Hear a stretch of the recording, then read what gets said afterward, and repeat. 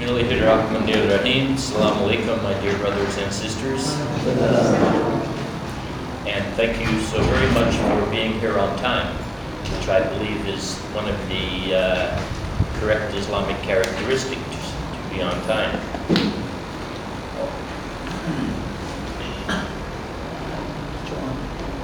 Is it on? The mic. Well,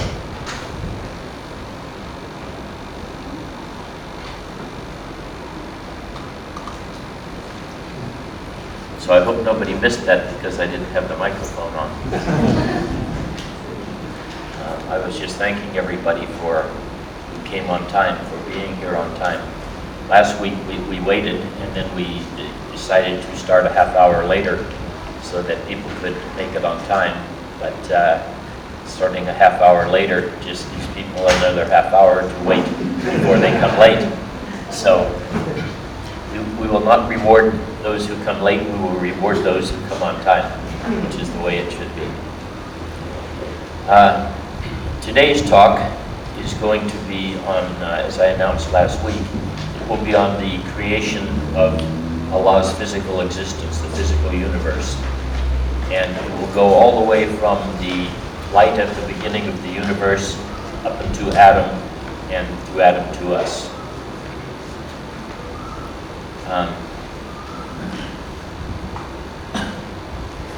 And just so you'll know now, I'll say again later, but just so you'll know now, tomorrow's talk will actually be an introduction to the laws of learning.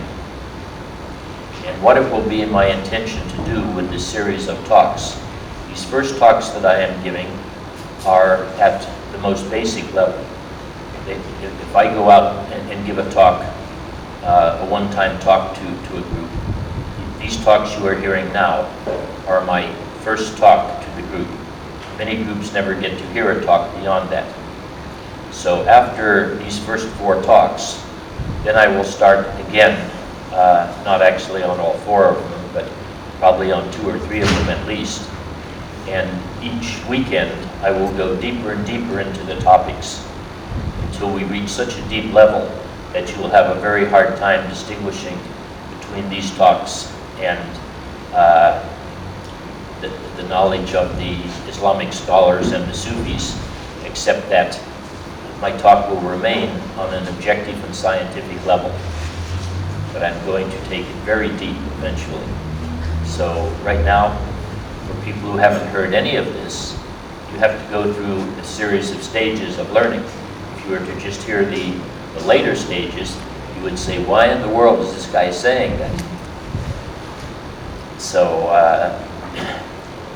today we will hear about the relatively simple explanation about how Allah has created the universe. When I say simple, I mean it won't be real simple, but it is very interesting, I think.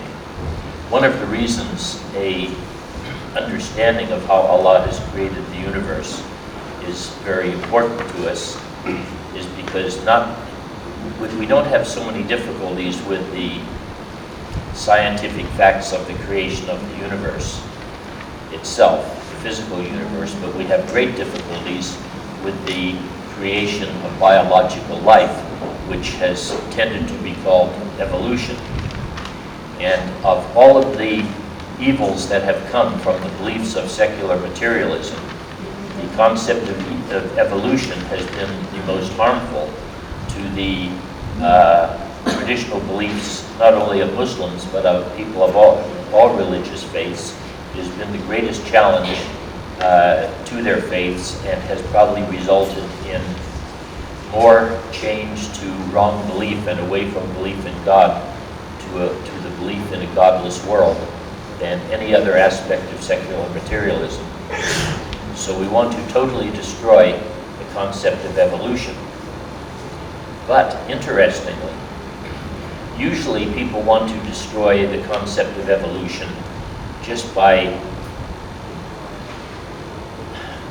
pointing out that it does not fit with what they have been told in their religious scriptures.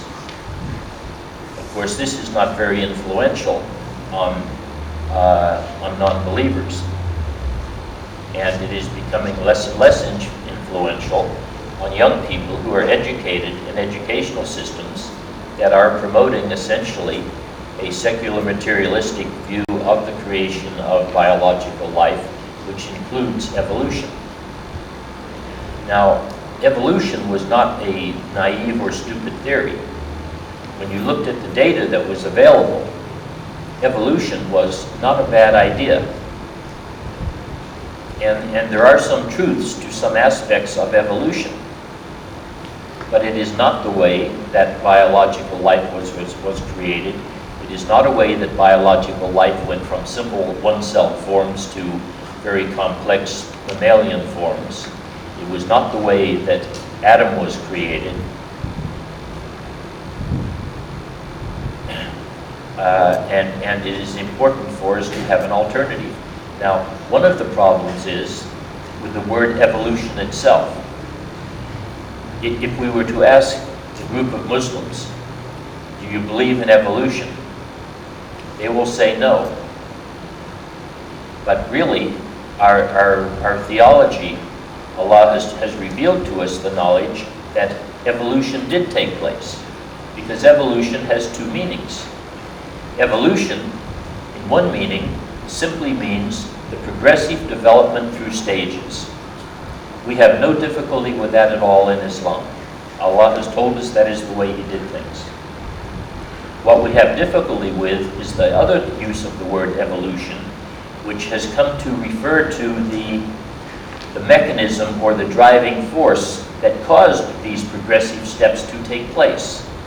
Particularly, the one that has been most prominent is Darwin's theory of evolution, which he started out with a concept of natural selection. And as I will describe later, natural selection is something that takes place, but it is not the process but it is not a driving force between evolution, and you don't get from one-celled organisms to complex mammals and to Adam through natural selection. And scientists and biologists, of course, have come to know this. And then they came up with another theory, which was genetic mutation. And the big problem with genetic mutation is, of course, 99+% of all mutation is harmful mutation.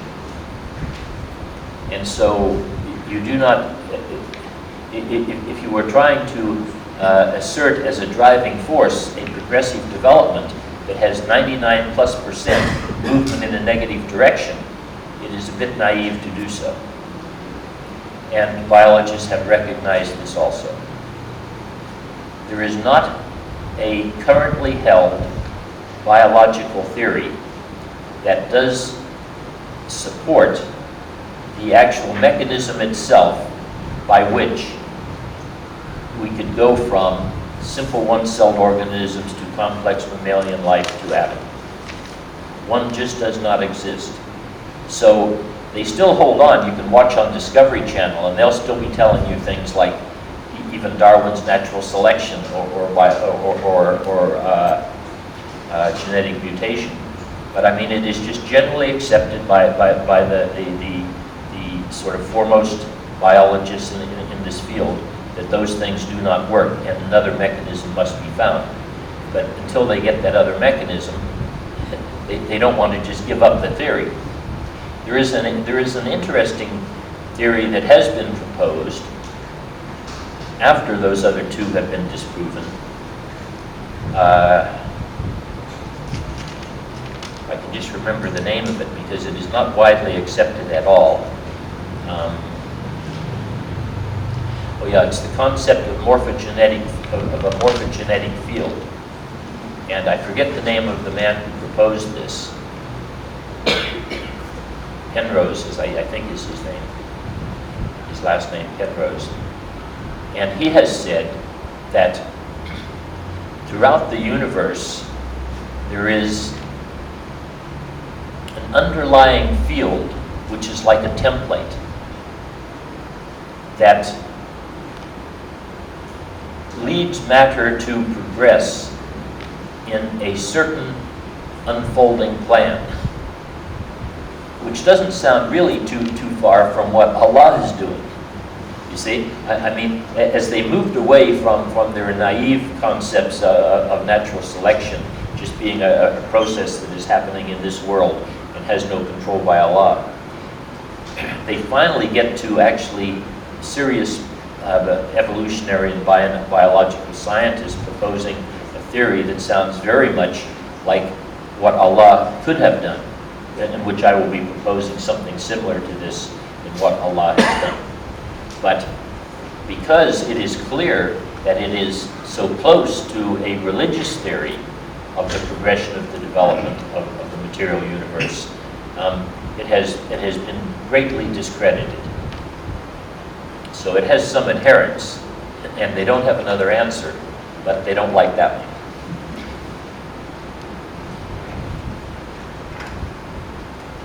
Excuse me.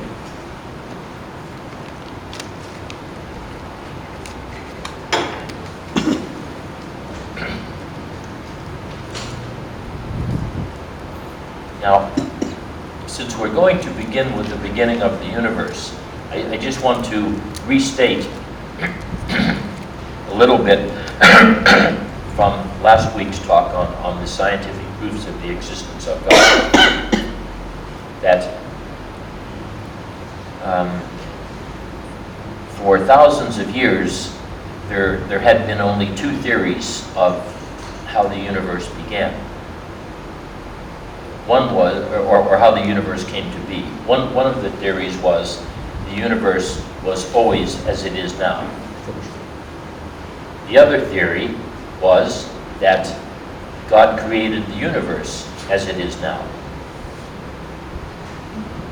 Neither of those theories turned out to be right. And it wasn't until the early 1900s when Albert Einstein came along with his general theory of relativity that proved that the universe had a beginning. Although he wasn't comfortable with it, it took a couple of other proofs to get people comfortable with the idea that the universe actually did have a beginning, and it is just so generally recognized now that there is virtually not a cosmologist or physicist in the world who does not agree that the universe had a beginning. So, since we now know that the universe had a beginning, this is where we want to start, at the beginning of Allah's creation of His universe. By the way, one of the things that we don't want to get caught up in, and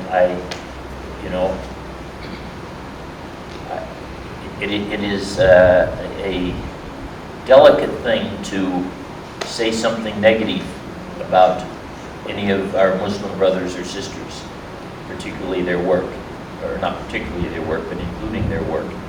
But I do have to say something about what is happening and what has happened in so-called scientific explanations of Islam. But first I will tell you something about what the Christians tried, what a bad attempt they made, worse than we have done. The Christians, certainly when I say the Christians, I don't really mean all Christians, because but basically what were called fundamentalist Christians, they came to a belief some time ago, which many of them have gotten away from since then, but certainly around the turn of the 20th century and for some time after that, they got caught up in the belief that that Allah created the physical universe as it is now, but He did so not very long ago. And they took the New Testament and the Old Testament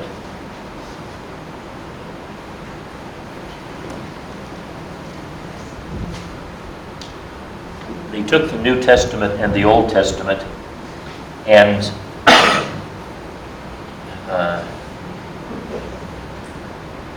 there are some more seats over here if anyone wants those also.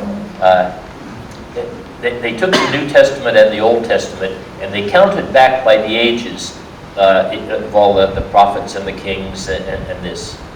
And it was done by a man named Bishop Ussher, I think roughly 200 or 300 years after the beginning of the Christian era. And he came up with the conclusion that Allah created the world in 4004 BC. Actually, I think he came all the way down to November 7th at 4:04 in the afternoon. Now, I don't know where he got exactly that accurate, but somehow or other, I have read this before, whether they were, they appeared to be serious, but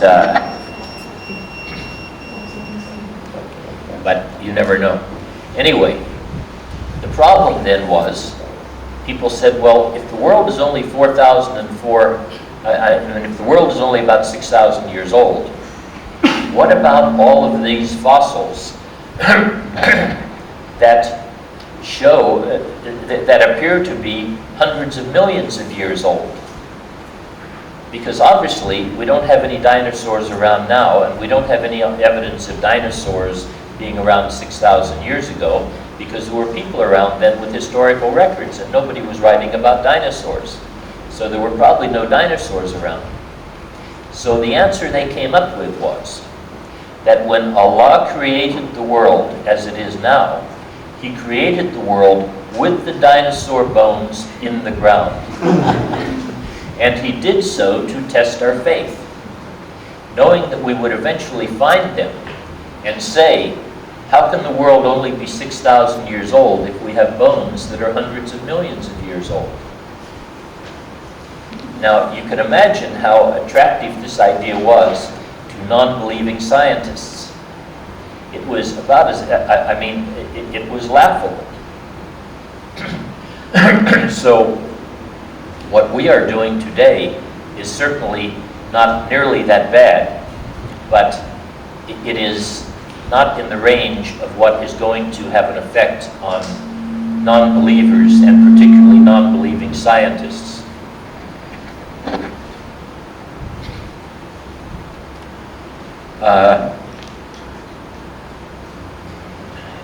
Anyway, because I have been asked a little bit about, to mention something about the work of this man, Harun Yahya. I don't want to go into any particular book. I just want to mention something because he is probably the most prominent explainer of science from an Islamic point of view in the world today. And I would say 98 or 99% of his work is really excellent. Now, he does not present modern science from a very high-level point of view. But in our ummah, in Malaysia we are relatively well-educated, but in many parts of the Islamic world, people have very, very little education. So the introduction to science has to begin at quite a low level. So, not that I want to say all his work is at a low level, but what I'm saying is it's not at a really high level. There are several things where I think he is in error, but I would just mention one. And it has to do with the fact that I had a meeting with 4 people from his institute earlier this year, and we found out, or we discussed the fact that, and I had already known that from reading about the history of how he developed his ideas. By the way, he is not a scientist, he doesn't purport to be. He hires researchers to find out this work for him. And about 8 years or so ago, some fundamentalist Christians met with him on the idea of bringing back the idea that God created the universe, and getting away from the scientific theories that the universe, and particularly evolution, specifically biological evolution, really not the whole universe, that it was created by God and not by natural forces existing only within the physical world. And they, unfortunately, were the same group of people, within the same group of people, who had this idea that the world began in 4004 BC. Well, Harun Yahya never accepted that. But what he did accept is that Allah created the world as it is right now. So,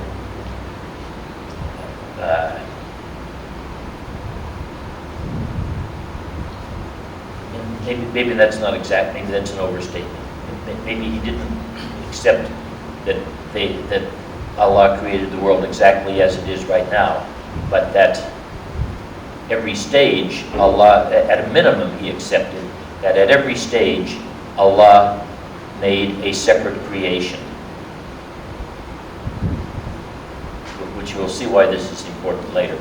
And then you get to other popular presenters of Islamic science, and I forget his name, but the Frenchman Bucaille, Maurice Bucaille. I think his work would be very successfully accepted among Muslim believers, but among non-Muslims and scientists, his work would not be very well accepted at all. Because I have been both a non-Muslim atheist and scientist, I can read somebody's work from the perspective of how it would be viewed, and it would not be effective at all. It wouldn't be laughable, but they would just say it would be somewhat naive. Because what people have tried to do is go from specific facts in the Quran and prove from science that facts in the Quran are true. Then we have people like Keith Miller in Canada, who was a fundamentalist Christian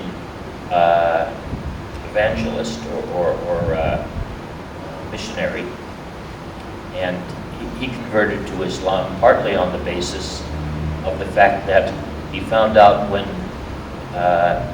in the Quran where we are told that about the similarity between Jesus and Adam, and that neither one of them had a father. And he found out that both of their, I don't know whether, I think their names or something appeared 25 times in the Quran, that somehow or other this connected to him as the beginning of looking in the Quran for proofs of this kind, where certain things appear certain equal numbers of times, and consider this proof of the truth of the Quran. Myself, and actually other people with religious books, the Hindus and the Buddhists don't really have religious books in the way we consider religious books, but certainly we do, and the Jews do, and the Christians do. So all three groups, the Muslims, the Jews, and the Christians, have periodically tried to use some sort of numerical statistical analysis to show the truth of their scriptures. All three of them have very successfully shown statistically that their scriptures are true.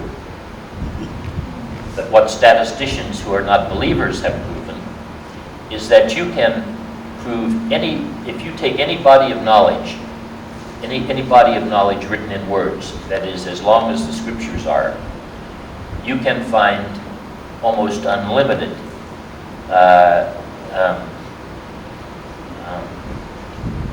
connections between various words. I mean, if you did the right statistical analysis, you could probably find my name written 20 times in the Quran. If you took a computer and ran 1 million different analyses on sequences of letters in the Quran, you could probably find my name written 20 times. But I mean, the same thing with everybody, not just me. So so I don't feel I'm special because that happened, right? So statistically, this is not a thing that attracts people. Now, I think that when we present as science these kind of things, we are actually doing Islam a disservice. Because for Muslims, in the first place, I don't think we should be looking for proofs that the Quran is true. I mean, I actually would go as far as to say I actually resent a little bit people proving to me through science or statistics that the Quran is true. I can tell the Quran is true when I read the Quran. And I don't feel it is any more true when I hear these other ways. And I know these other ways are not going to be convincing non-believers that the Quran is true. So I'm wondering exactly what purpose they are serving. although they are, I know, quite attractive among Muslims. The reason they are attractive among Muslims is because so many of us today have been so influenced by the ideas of secular materialism that we feel we need some proof that the Quran is true, which we shouldn't, but we do. So maybe it does provide that service.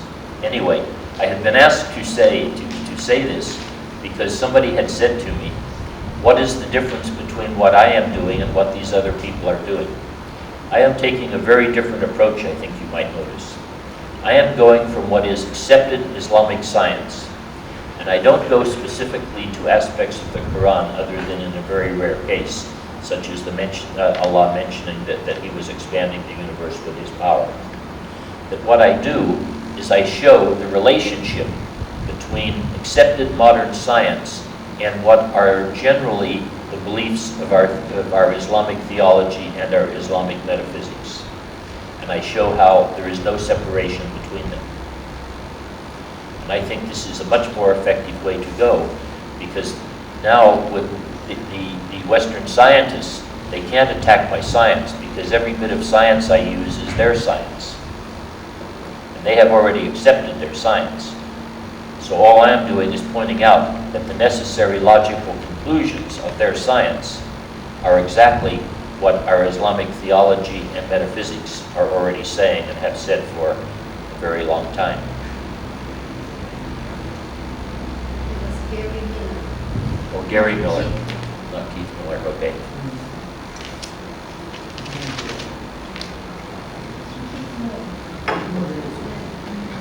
Now, so what? And there is another thing, which is my belief, that when Allah tells us, I'll just tell you a little bit about this approach that I take. When Allah tells us, I think I told you last time about the two Quran and us not reading one of them and just reading the other, and we need to read the book of the universe, right? So I have spent most of my life in my study in Islam, although I have studied the traditional, much of the traditional literature also. But basically, I have spent the largest part of my life studying the second book, which is the universe itself. And I assume, not like the Christians did when they said Allah put the bones of or God put the bones of the dinosaur in the earth to trick us. I think that what we see is what is, and I don't think Allah tricks us. So, a long time ago, the science was not very good. Science was really quite inaccurate. We didn't have good tools, and we didn't have a good understanding. But as science has gone on, science has become a very, very accurate way to read the facts of the book of the universe. Western science, though, is a really terrible way to interpret those facts. So I take their same facts, but I interpret them from the Islamic point of view, not from the secular materialistic science point of view. So what you are going to see as I present the creation of the universe and the development and also the progressive development of biological life on Earth, you will see it look almost exactly like the cosmologists and the evolutionists have said. But I will be presenting a mechanism that puts Allah in the absolute center of every single change that takes place.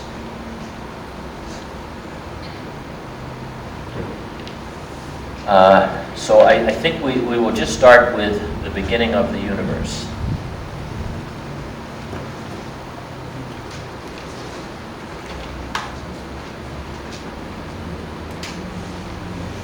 So before I'm going to have to use some incorrect terms, because I'm going to be talking at times about that which comes from beyond space-time and matter, where there is no time. But our language and our conceptual system does not allow us to speak or think outside of that. So I will have to misuse some words. Like I will say, before the universe began. There was no before because there was no time. But I have to say something, and I don't know what other word to use, so I will say before. Before the universe began, we have spiritual existence.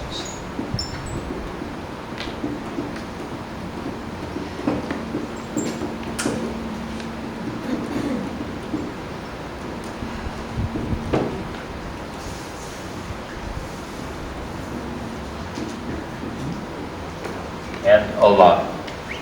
And exactly what Allah's relationship is with the spiritual existence, I don't think we know yet. But we know that outside of space and time, or beyond space and time, there is a spiritual existence, and there is Allah. And I will be, I am not uncomfortable with the idea that Allah is also within what we call the physical existence, but physical existence is only a physical existence to us, but not to him. Anyway, for whatever reason, and I will be, I guess, hypothesizing on the reason, roughly 14 or 15 billion years ago, there was no space, no time, no matter.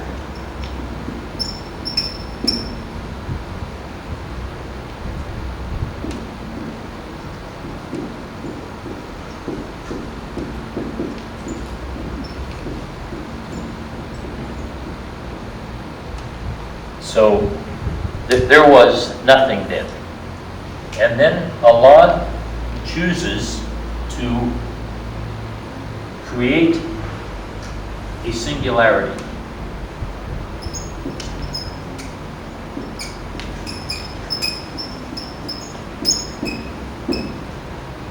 And you see that dot there represents the singularity. And at that dot, this dot seems fairly small compared to the whole universe, right? But the size of this dot compared to the whole universe is less distant, less different than the size of this dot compared to what the singularity actually was. The singularity is a point with no dimension, meaning it has no size at all. And at this singularity, Allah caused light to be. Now, I'm going to keep using the word light, although I have mentioned before, I believe. When I say light, technically I am referring to photons of electromagnetic radiation of the full spectrum, which includes, radio waves and TV waves and microwaves and X-rays and gamma waves and all sorts of things. Light just happens to be the part of that all identical spectrum that we can see with our eye. So it is easier for me to just say light than to always be saying photons of electromagnetic radiation of the full spectrum. And also because light figures so much in our and everybody else's theology and the understanding. And if Allah wanted to tell us that He did something with the photons of electromagnetic radiation of the full spectrum, that wouldn't have meant very much to people 1,000 or more years ago, but to say light meant a lot, and it was talking about the same thing. So I think this is the reason for the use of this language. So at this singularity, we have light. And light comes in what is called, we call little bits of light, we call them photons. And all of this energy, and light is, by the way, energy. All energy is actually photons of electromagnetic radiation. But so we'll say all energy is light. Light is energy.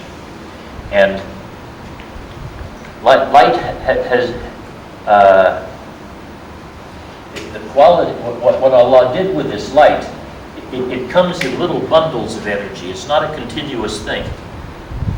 Each little bundle of energy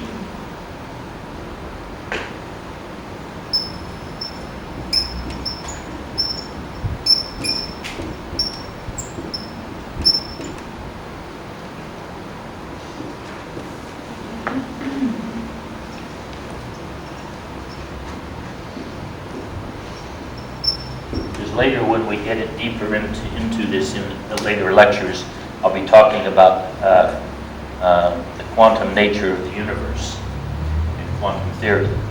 But quantum, in this case, means in discrete or fixed bits. So light comes in fixed bits. It is not a continuous thing. And light can have different amounts of energy. So if you have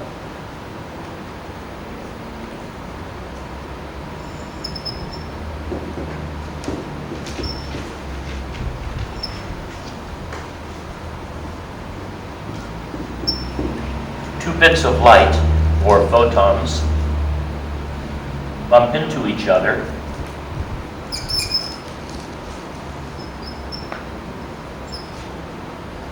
I don't want to mislead you, so I'll only put one at a time.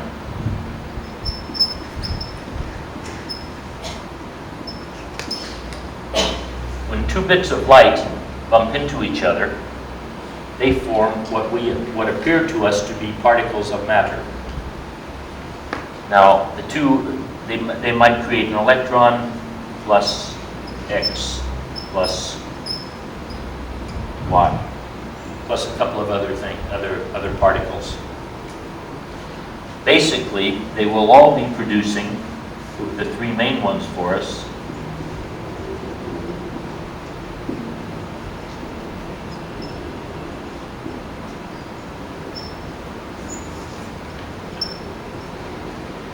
The electron, the proton, and the neutron. The reason the electron, proton, and neutron, of course, are so important to us is every bit of matter in the whole universe, right? Us, the chairs, the walls, the earth, the sun, everything is made up of electrons, protons, and neutrons in various arrangements. So these are the three main particles. There are quite a number. We don't know exactly how many other particles, and we don't know what they all do. But we have a really good idea what these three do because they make up all the stuff we call the matter of the universe. Now, which ones, when two bits of light bump into each other, what characteristics of the light determine which of these they will be produced are the light energy.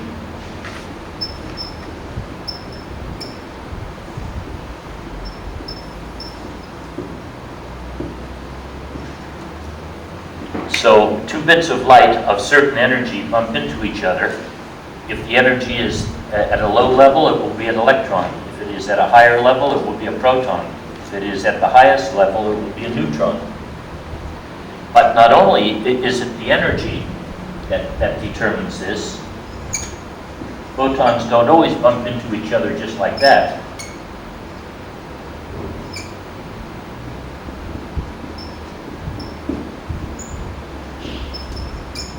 They can bump into each other on an angle. And as you know with cars, if two cars bump into each other like this, there's a lot more energy in the collision than if two cars bump into each other like this. So the same thing is true with light.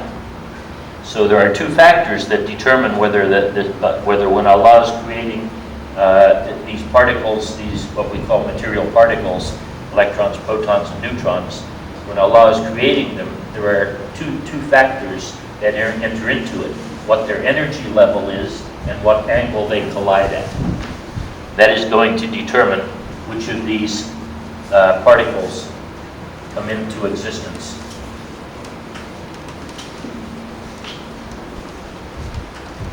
Now, remember we started as a singularity, which is a point with no dimension. But that point with no dimension ended up having enough light at that singularity, and by the way, that singularity now starts to expand very, very fast. I had said last week that nothing travels faster than the speed of light, but I think I clarified it by saying nothing travels through space faster than the speed of light, but there is no limit on how fast light itself can expand. So, in the beginning of the universe, the space of the universe was expanding probably at many thousand times the speed of light. So that maybe within, there is, I mean, if you looked it up in a book, you would know. I'm just going to give rough estimates because I can't remember. It's been 20 years or so since I've read this, so I don't remember the exact numbers. But maybe, for example, a few seconds after the singularity at the beginning of the universe might have been 2,000 light years wide, which is very big. So it expanded very, very fast in the beginning. So I say thousands of times the speed of light. And as it expanded, the light kept coming in and forming more and more protons, neutrons, and electrons, to the point that, as I wrote the number on the board last week, it formed enough protons and neutrons and electrons. I have to write the number again because it's such a beautiful number.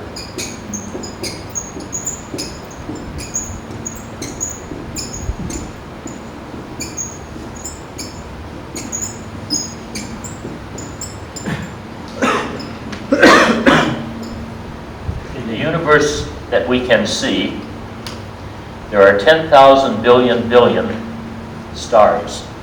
And as I mentioned last week, in a little fingernail, we have at least billions and perhaps trillions of subatomic particles. Allah created enough electrons, protons, and neutrons at this singularity that started having no size at all to create enough electrons, protons, and neutrons to make 10,000 billion stars which we can see, and a virtually unlimited number of others which we know are there but we can't see. So many that if I were to write the number out, you see I can be here for hours writing the number.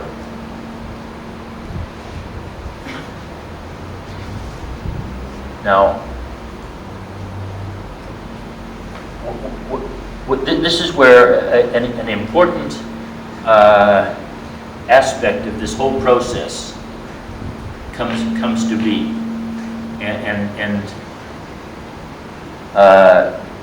I will be explaining it at several levels and saying then, in the simple levels we can understand it. As the stages of the progressive development of matter get more and more complex, we will reach a stage that is so complex that we can no longer understand it. But we would then assume that the same process is going on. So when this light that I was saying comes in,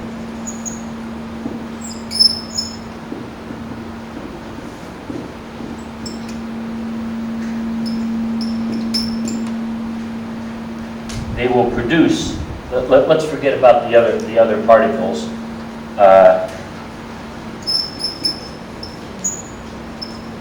An electron, proton, or neutron. What they will never produce is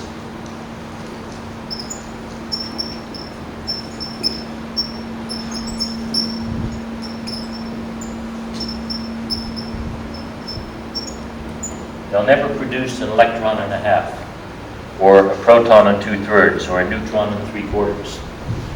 They produce exactly these, and they are all identical. In every characteristic, they are perfectly identical. If they did not have exactly the characteristics they have, to a factor of maybe 10 decimal points, we would not have a universe like we have. We would probably have no universe. So the important thing is, we are seeing here that when Allah creates a stage, here we have stage 1, which is light. Here we have stage 2, which is particles.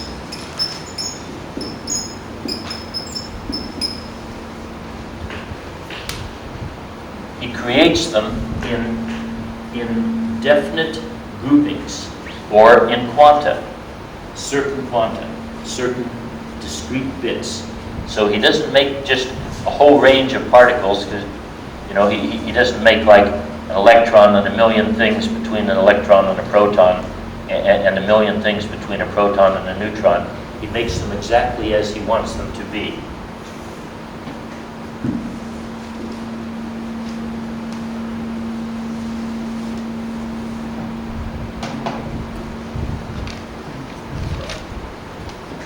then in the beginning, these electrons, protons, and neutrons, at first the universe is so hot and so dense that as soon as they are produced, they change back into energy.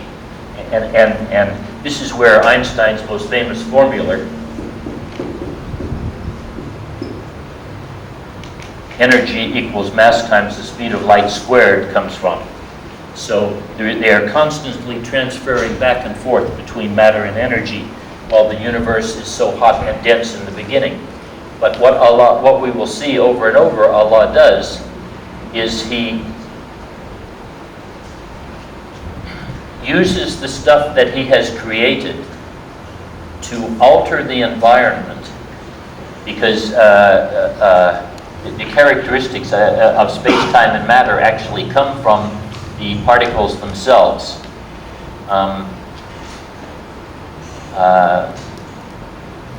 The particles appear to be matter, meaning they are moving slower than the speed of light. By the way, I should have mentioned that these particles are actually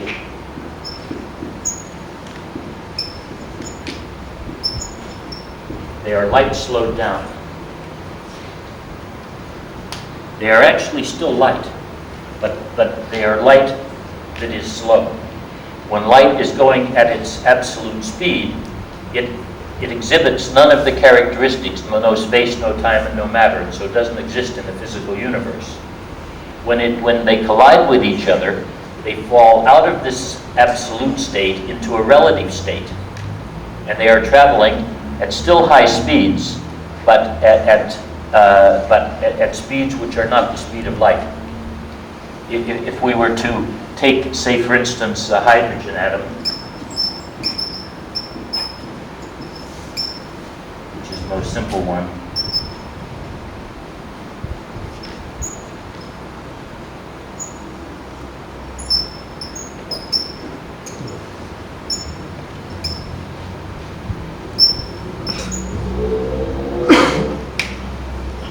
the speed of the electron will probably be maybe 30 or 35% the speed of light.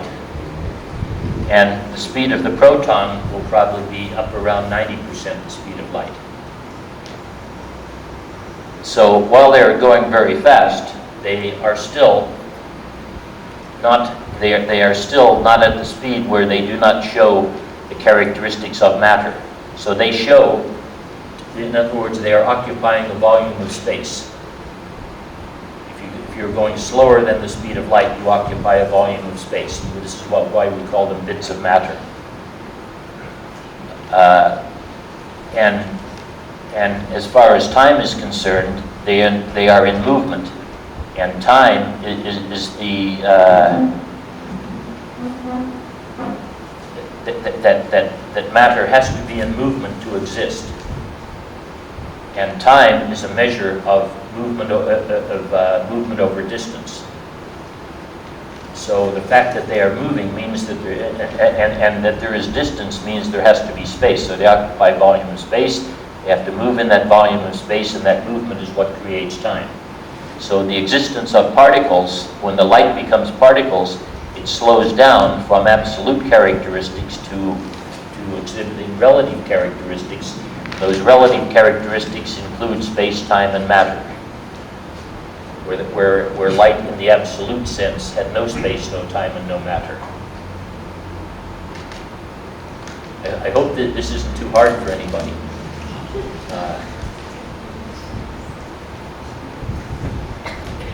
And it is actually very interesting. I mean, not everybody's interested in physics, but when you understand what this really is,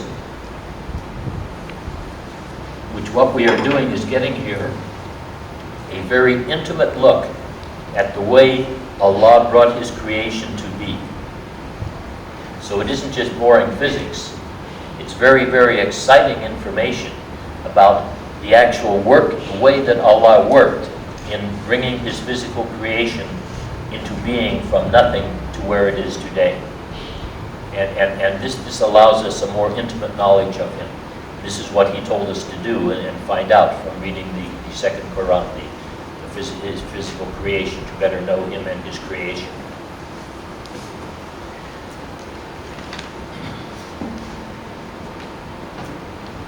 So in essence, you know, I mean, we don't go around saying this, but actually we are all slow light. You know, what are we made of? We are made of slow light. So we are, the angels are light beings in light in its absolute state. We are light beings in its relative state, which gets called,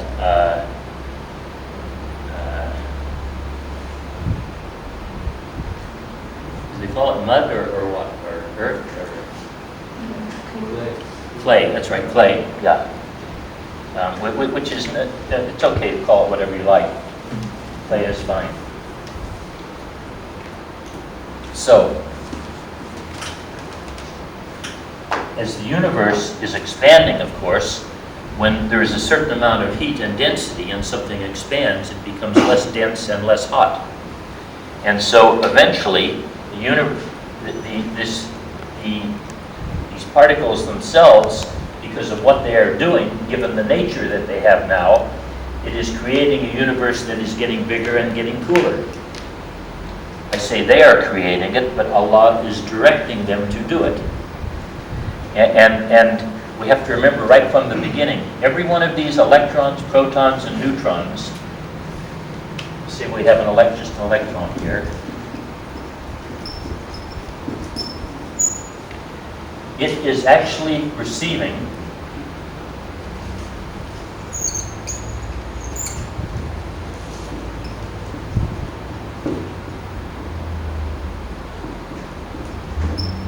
light, information by light in an absolute state from the spiritual existence.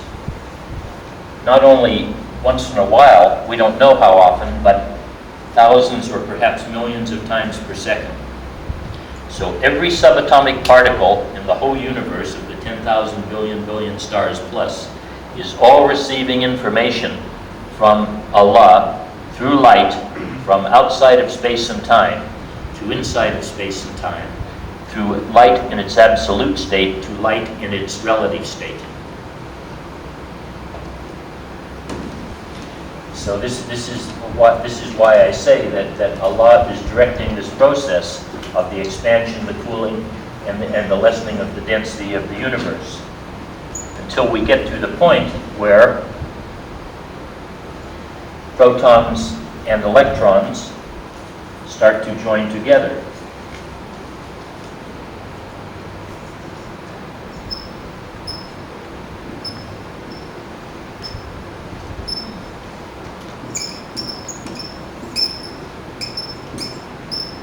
And also, we get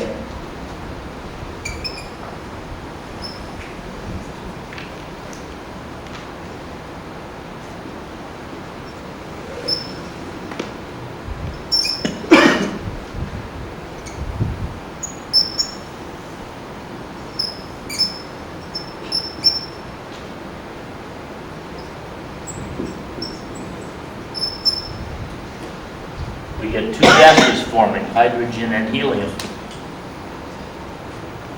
So Allah directs by light, absolute light energy, sends information down to these electrons and protons and says to some of them, get next to each other and form and stay in this relationship, and you will exhibit a new characteristic.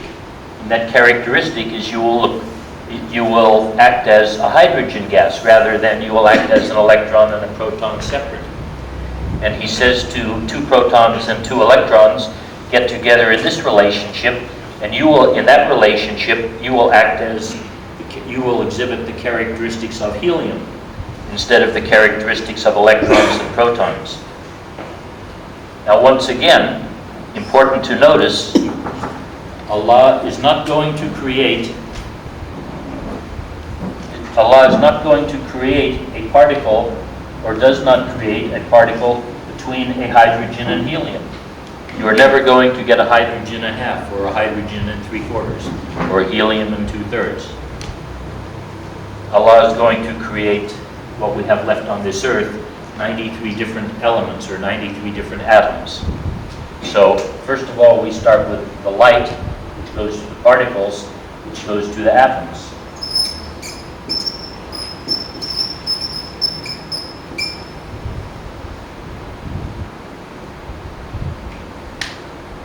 And this is a very, very important thing, which is going to be important when we get up into biological life forms. That Allah has what I would call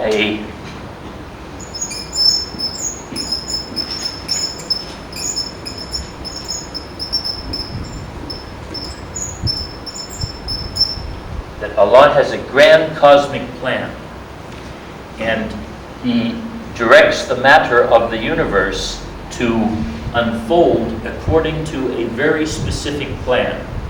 And this plan is not a plan that just has lots and lots of variation and has chance process in it. From light, He creates only specific particles. From specific particles, He creates only specific atoms. Where if He wanted to, he could have just had the whole range, or He could just let these things come together randomly and be anything that they chose to be. But He has done it in a way that is a fixed way. And roughly in the beginning, if I can remember the numbers, and I'm not sure these are exact, and there are some disagreement as to what they are, about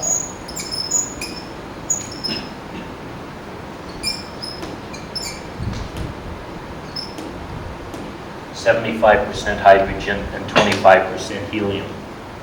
Just to be real accurate, there may have been a few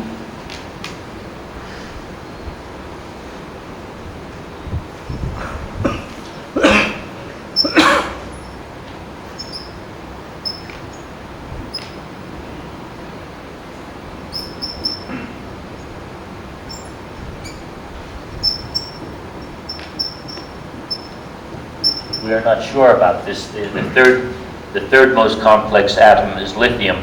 There may have been a few lithiums around, but it would be a fraction of a percent if there were. And there is debate as to whether or not, scientists are not sure yet whether or not there are any. We don't really need to consider them because essentially everything was this.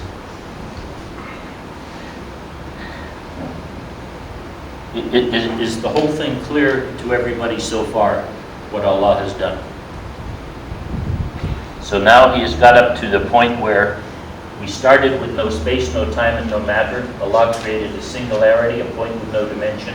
At that singularity, He had light come into existence. He had the quantum, or the bits of light called photons, collide together.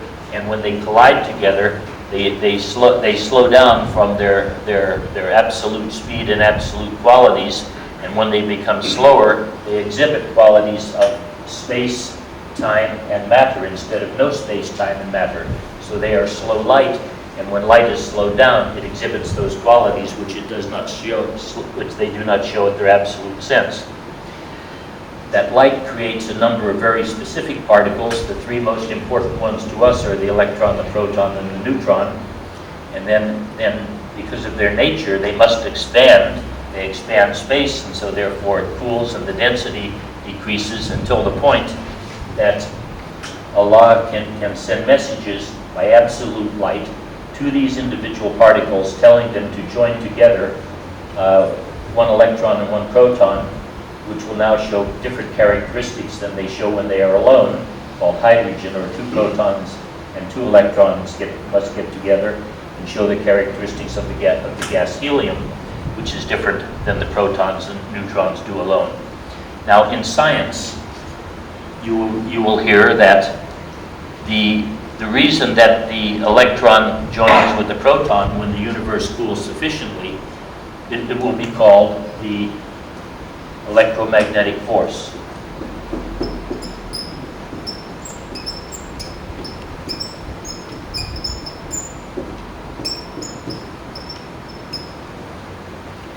Now, there is no difficulty at all with us accepting that language, right?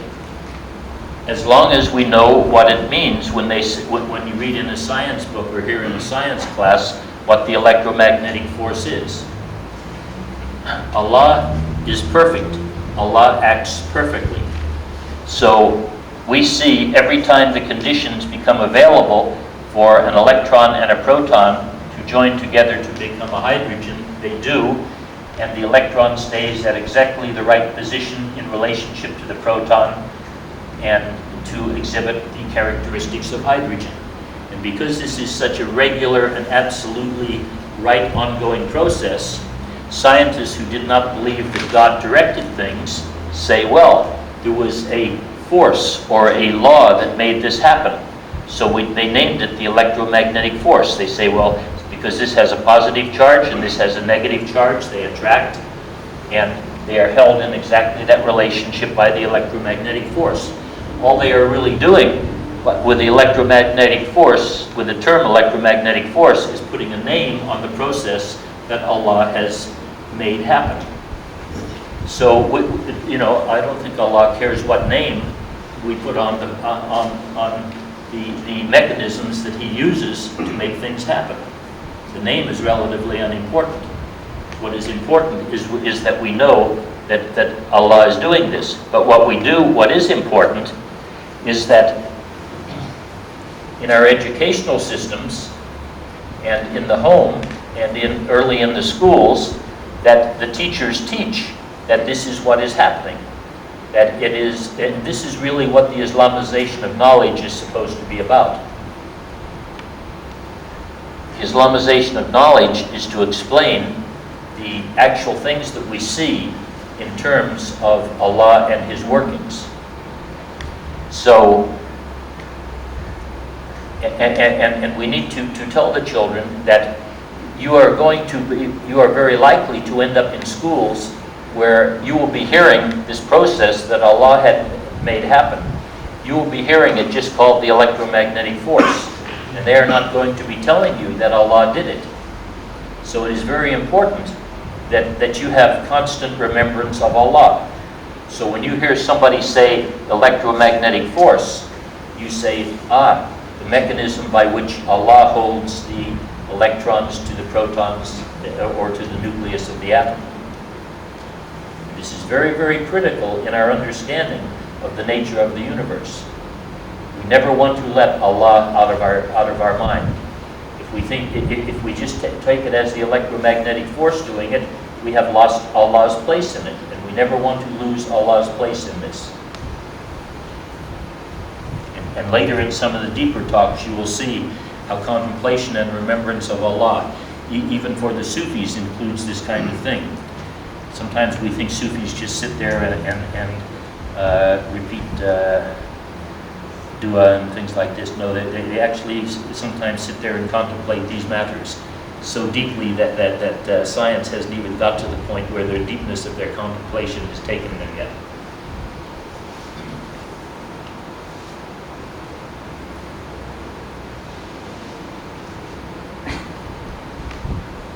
To make this roughly two 1-hour talks, I will stop at this point because we're a little over an hour now, and we'll take a 15-minute break we take? Yeah, we'll take a 15-minute break. I'm not sure. I assume there might be some refreshments. Nobody actually told me, but last week we had some refreshments. So there are some refreshments in the kitchen, and so take a 15-minute break, and we will come back, and then we will go through 3 more stages by which Allah creates His physical existence.